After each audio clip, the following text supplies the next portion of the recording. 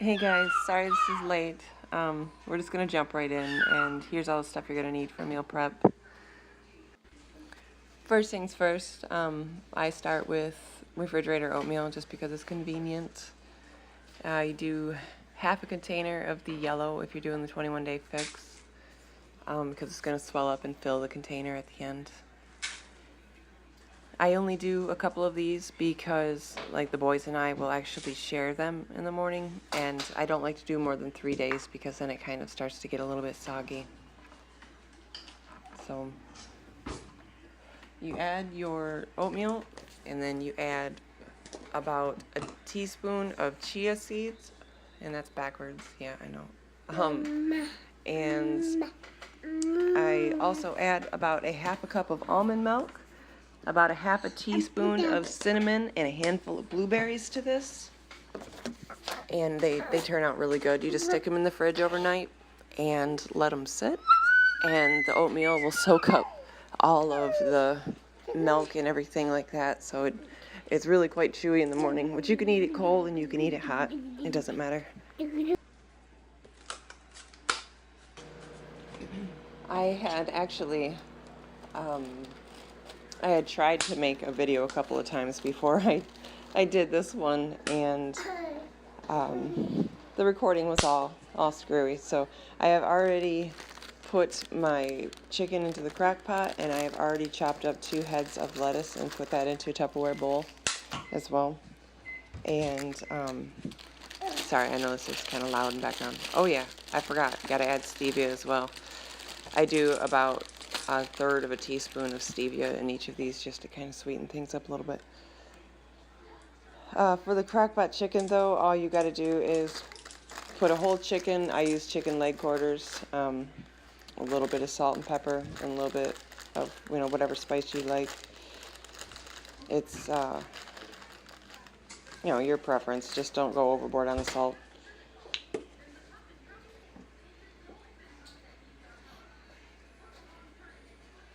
For the almond milk, you do just as much almond milk as you do oatmeal, and then fill the rest of the container with water. I do this separate, but it's just to kind of show you, step by step how I do it usually. I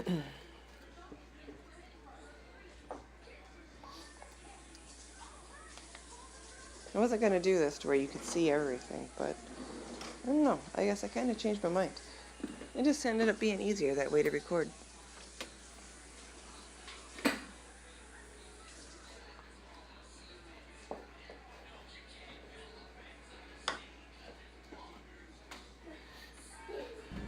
You're awful loud. I have to stack them and let them set. Oh, there's my chicken. It's been in there it was in there for like an hour at this point, but I had it on keep warm for some strange reason. Here's something I did as well. This is cauliflower rice. All you gotta do for this is just chop up the cauliflower, throw the whole thing in a blender, and I have a double blade, which is easier, but just throw it in there, pulsate. It won't mash or anything like that unless you cook it ahead of time. Fill the blender about halfway and go to town.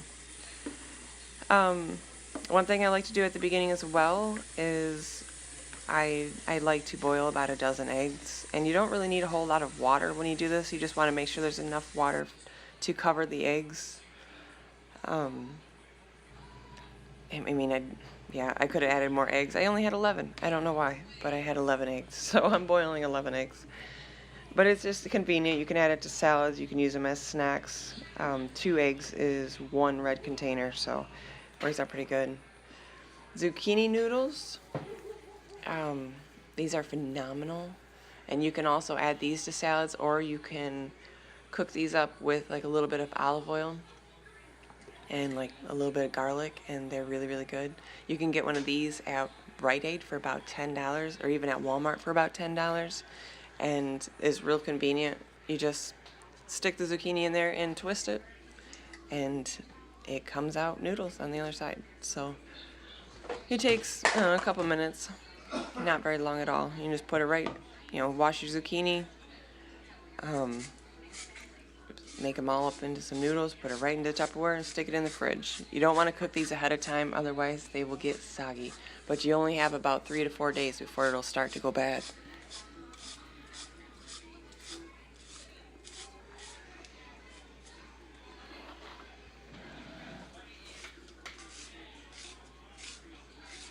I know you're probably hearing some weird stuff going in the background. I'm recording the voice on this at a separate time as I'm doing the video, just because everybody was vacuuming yesterday and I don't know why, but it was really, really loud in the background. So, there's all my noodles. 3 noodles will make a decent meal. Just keep in mind that those do cook down quite a bit. And you can make them, like I said, with a little bit of oil, or you can even make them with a little bit of chicken broth and put marinara on them, and they're good to eat like a pasta or something as well.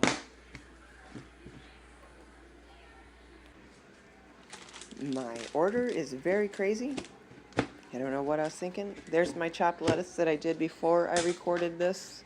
And the bag is actually, I'll take the outside edges off of the lettuce and stick them in a bag. That way if I make sandwiches or wraps, I already have pre-cut lettuce at the same time for my wraps. And I'm not wasting any lettuce in the fridge. Just try to, make sure it's fairly airtight. I chopped a bunch of spinach. Well, I chop a bunch of spinach right here as well, because I like to do that ahead of time. Otherwise, the spinach will be left in the bag, and it just goes bad and nobody touches it. To do spinach, though, since it's all crazy and ripply and whatever, you want to try to roll it and try to, get it real tight and roll it into, just a wad of lettuce, basically, and then you'll notice that if you keep it tight enough, it won't move around on you when you cut it. Jackson, what are you doing? And you end up with nice little, strips of spinach that don't get stuck in your teeth and aren't real huge, and the stems don't get in your way. You can add that to just about anything. You can add it to meatloaf, you can add it to your salad, you can add it to any kind of sandwiches. You can add it to couscous, you can add it to your noodles, you can add it to, if you saute chicken, it's really good. And it's really, cut up pretty finely, so it goes well with a lot of stuff.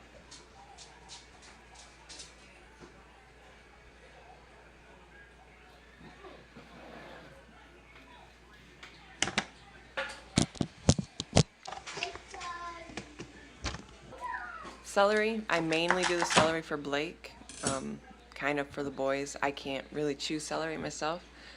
I need a whole bunch of teeth pulled. But you just chop the ends off each side, chop them up to the length that you're wanting. I actually cut the tops off and I put those in a separate bag, and I use that for soup. I'll eventually chop that throughout the week. It's just all the end pieces that nobody will even eat anyway, so I just throw it back in the bag. And that way I'm not wasting anything. I do end up doing 2 things of celery at the beginning of the week because I do like to make soup. Like this week I'm probably going to make chicken soup, and I'm going to make pea soup. But I'm not going to do that until later on, probably closer to the weekend. Unless your family likes it, I always take out the middle piece because I like the middle piece. But I'm just going to go throw those right there into a colander and rinse them off. Oh, now we're on to kiwi. A lot of people hate kiwi because they don't like to peel kiwi, which these kiwi were a little bit hard. They weren't really ripe enough. But you want to cut it to where it's fat and slice it right down the middle, and then you can actually take a spoon and you can get the peel off of a kiwi just like you can an avocado, as long as the kiwi is ripe. This kiwi was not very ripe. But just cup it in your hand. That's the easiest way. Otherwise, the peel will actually just kind of fall apart on you. Yeah, see, that one fought me. It shouldn't be that hard. These things should have sat out on the counter for a minute. But I usually do about 3 kiwi ahead of time, and I add it to different things like cereal and stuff like that for the kids, and I like to just snack on it. If I have a sweet tooth or something, I always find kiwi is really, really good for that.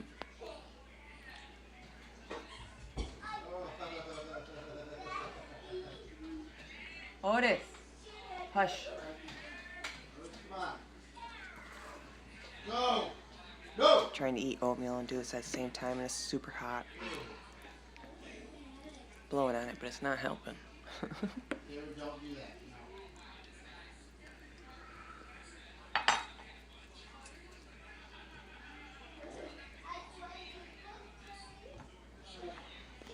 Yeah, see, and then I do usually cut them up ahead of time, but like I said, I add it to different things for the kids, and I like to just be able to grab a piece and snack on it and not have to eat an entire kiwi.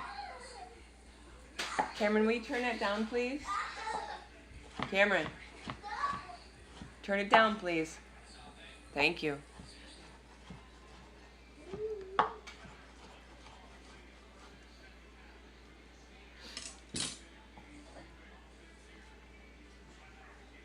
My eggs are almost done. Yay. For eggs, you want to get them to boiling. Once they're boiling, you take them off the heat and just set them to the side for about 10 minutes and then rinse them off. This right here, which I don't know what I was saying, but hold on. Alright, this is what I do for Blake's lunches. I use my containers, obviously. I portion out all of his lunches. I don't actually count iceberg lettuce in these, just because there's really not much in a cup of iceberg lettuce. I know on the plan they say don't use iceberg lettuce, but that's kind of the reason why, because there's nothing in iceberg lettuce. So I don't even count them. I count them like I do salsa. They're both freebies to me. But I do add spinach. So, I mean, I do a cup of the iceberg, I do a cup of spinach, and then I go from there.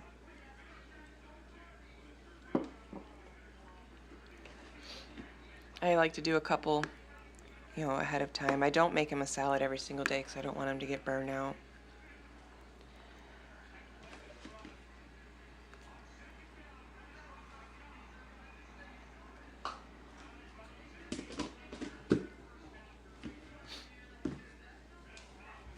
I was almost out of tomatoes, but I do like to do about a half a container of tomatoes for each salad if I have them. I don't like to chop tomatoes though, because then it will actually get soggy, and it just makes everything really, really soggy. So try not to cut your tomatoes or your avocado ahead of time to put on your salad, because avocado will get soggy or even get hard depending, and they will turn brown and be nasty, and tomatoes just turn mushy and get gross. So if you have cherry tomatoes, that's one thing. Don't do big tomatoes. The cauliflower that I ground up in the blender, I also like to do about a half of a container of that, which would take the place of the other half of the container that the tomatoes were in. And this just kind of adds a little bit of substance to it, adds a little bit different texture, so it doesn't just feel like eating lettuce the whole time. And plus, cauliflower is really, really good on a salad, especially when it's not all crunchy and huge.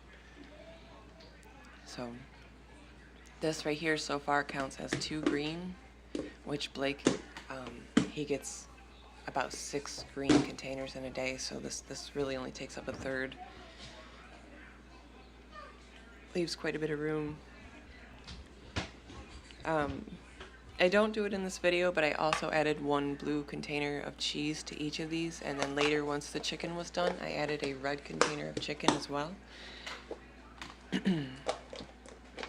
I don't do dressings until the day of.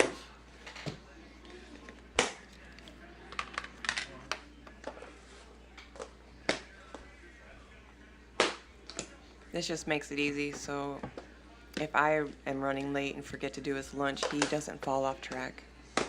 I do them for myself as well, but I won't be doing them this week. There's all my celery, it's all rinsed off. I like to portion those out for his lunches.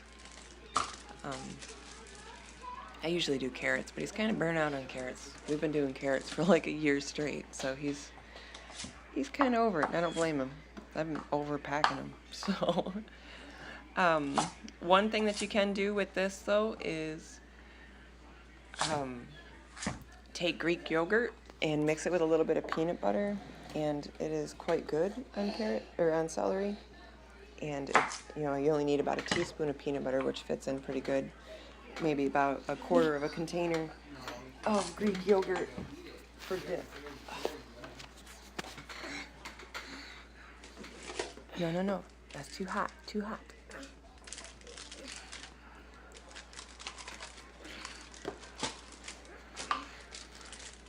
There's a whole bunch of different things. You could even put a little bit of cream cheese on it would be good.